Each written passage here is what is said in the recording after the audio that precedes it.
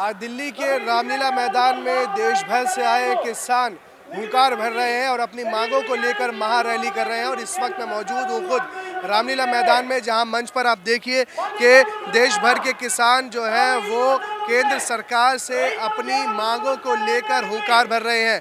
इसमें कई मांगे हैं, जिसमें सबसे बड़ी मांग है कि लागत के आधार पर जो लाभकारी मूल्य है उनको लागू किया जाए और इसको दिलाने के लिए सुनिश्चित किया जाए। वहीं किसान सम्मान निधि, जो एक सम्मान निधि केंद्र सरकार की तरफ से दी जाती है, उसको बढ़ा दिया जाए। वहीं इसके अलावा जितनी भी जो चीज़ें हैं जो किसानों के लिए जो आदानी है, यानी जो भी किसान के कृषि में इस्तेमाल होती है, उस पर से जीएसटी समाप्त कर दी जाए और जीएम जो टेक्नोलॉजी है उसको भी समाप्त कर दिया जाए, उसको भी वापस ले लिया जाए। और इस वक्त हम तमाम जो किसान हैं भारतीय किसान संघ के, उनसे बात करेंगे और जानेंगे कि आखिर और क्या कुछ मांगे हैं उनकी। आज दिल्ली कूच की है तमाम देश भर के किसानों ने, क्या मांगे हैं आखिर केंद्र सरकार से? एक तो किसानों को लाभकारी मूल्य मिलना चाहिए, लागत के आधार पर लाभकारी मूल्य। हम अगर सारे चीज एमआरपी में खरीदते हैं, मैक्सिमम रिटेल प्राइस से खरीदते हैं, तो मिनिमम सपोर्ट प्राइस में बेचे क्यों? हमको ये लाभकारी मूल्य मिलने की व्यवस्था होना चाहिए, ये अपना मुख्य मांग है। उसके साथ सरकार ने अच्छी कदम उठाया था, ये किसान सम्मान निधि के नाम पर 2018-19 का बात था। अभी सारी कीमत में बढ़ोतरी हो चुकी है। अगर किसानों का भला चाहता है सरकार, उसका भी जो इन्फ्लेशन हो रहा है, जो दर वृद्धि, उसी आधार पर उसका भी बढ़ोतरी होना चाहिए। और सरकार ने नेचुरल फैक्ट के बारे में बात कर रहा है, जैविक खेती के बारे में बात कर रहा है। मंट्रियल में COP15 में ये जो अपने पर्यावरण मंत्री आगे भाषण दे के आ रहे हैं जैविक विविधता के बारे में, और उसके खिलाफ जो है जीएम फसलों, जीएम सरसों, उसको अनुमति दे रहे हैं। ये नहीं चलेगा। किसान जितने आदान खरीदता है, जितने इनपुट, इसमें जीएसटी 18% तक है, मगर हमको इनपुट क्रेडिट नहीं मिलता है। इसलिए जीएसटी को सारी इनपुट्स में खत्म करो। ये मुख्य 4 मांग को लेकर ये किसान गर्जना रैली है, यही विषय सरकार को पहुंचाना चाहते हैं। मेरा सवाल ये है कि आपको लगता है कि क्या किसानों को या भारतीय किसान संघ को नजरअंदाज कर रही है सरकार?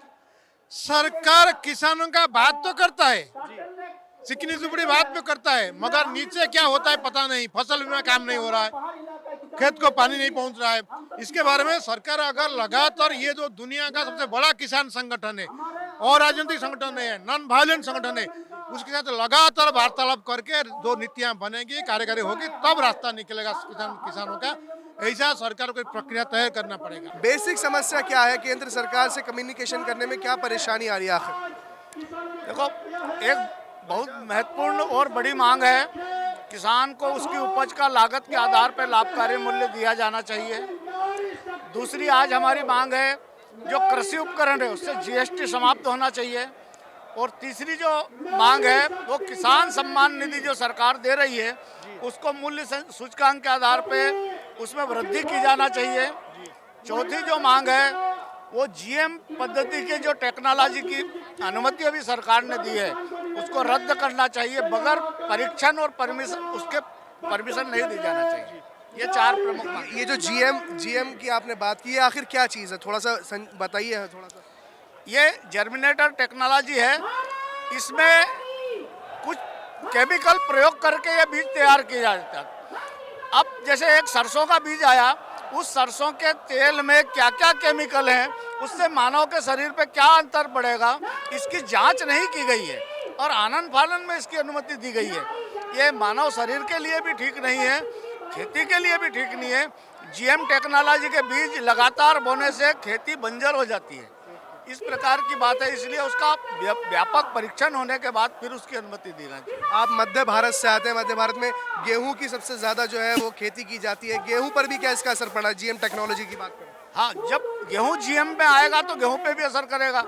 बीटी काटन आया, देश में किसान बर्बाद हुआ।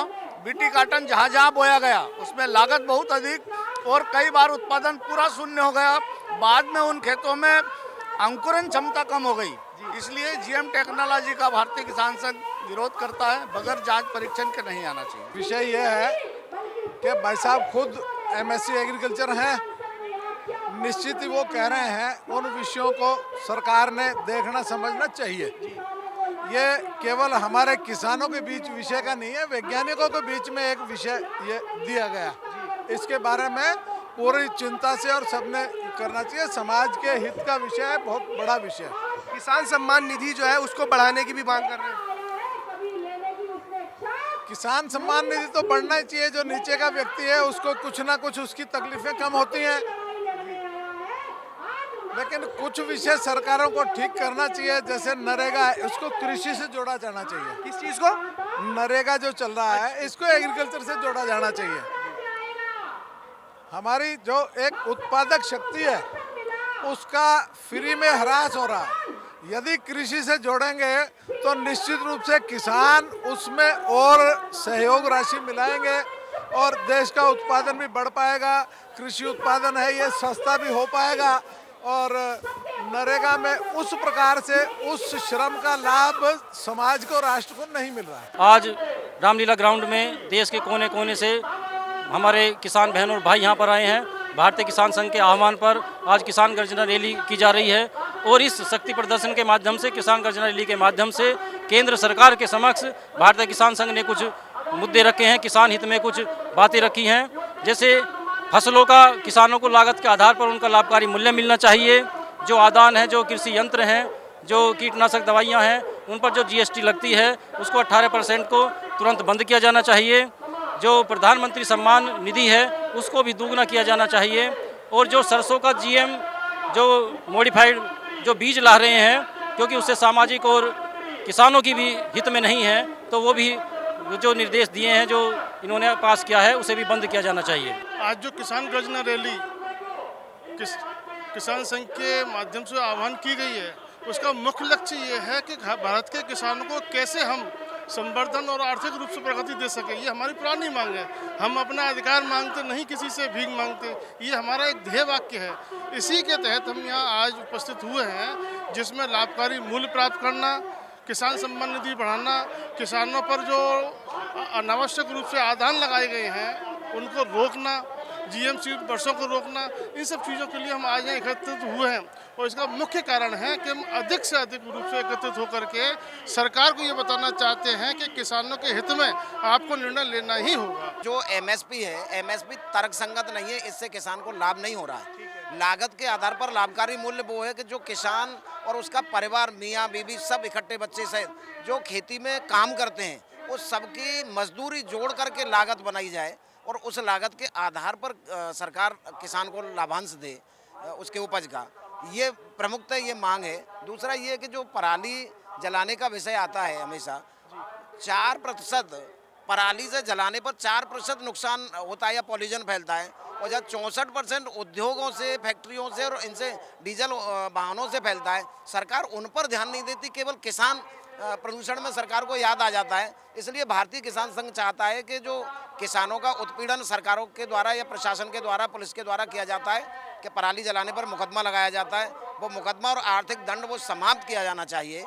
इसके अतिरिक्त मुख्य विषय कृषि उपकरण और उर्वरक, उन पर 18% GST सरकार ने लगाया है। ये किसान का है, किसान खरीदता है।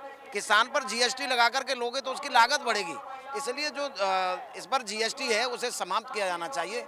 ये मांगे हैं प्रमुखतः किसान संघ की और यहाँ हुंकार भरने के लिए इसीलिए किसान आज एकत्रित हुआ है। भारत किसान संघ द्वारा बुलाई गई है किसान गर्जना रैली में जिस तरीके से हमने किसान नेता और किसानों से बात की और उनकी परेशानी को जाना, जिसमें उन्होंने मुख्य रूप से अपनी बातों को सामने रखा और कई जो बड़ी अहम बातें थी उन्होंने उसमें सामने रखा, जिसमें सबसे बड़ी बात यह है कि किसान के जो उपकरण है, किसानी के लिए जो चीज़ें खरीदी जाती हैं उससे GST को वापस लिया जाए, ऐसी किसानों की मांग है। और इसके अलावा जो GM टेक्नोलॉजी है, सरसों का जो बीज आ रहा है उसको भी वापस लिया जाए। और इसके अलावा और भी कई मांगे जो थी वो किसानों की थी। और किसान गर्जना रैली में भारत किसान संघ के तमाम जो देश भर से किसान आए हैं वो केंद्र सरकार तक अपनी मांगे पहुंचाना चाह रहे हैं। अब देखने वाली बात होगी कि केंद्र सरकार इस पर क्या कुछ जवाब देती है। मेरे कैमरा पर्सन सहयोगी नीरज के साथ मैं जिब्रान जरार खान, न्यूज़ 44 दिल्ली।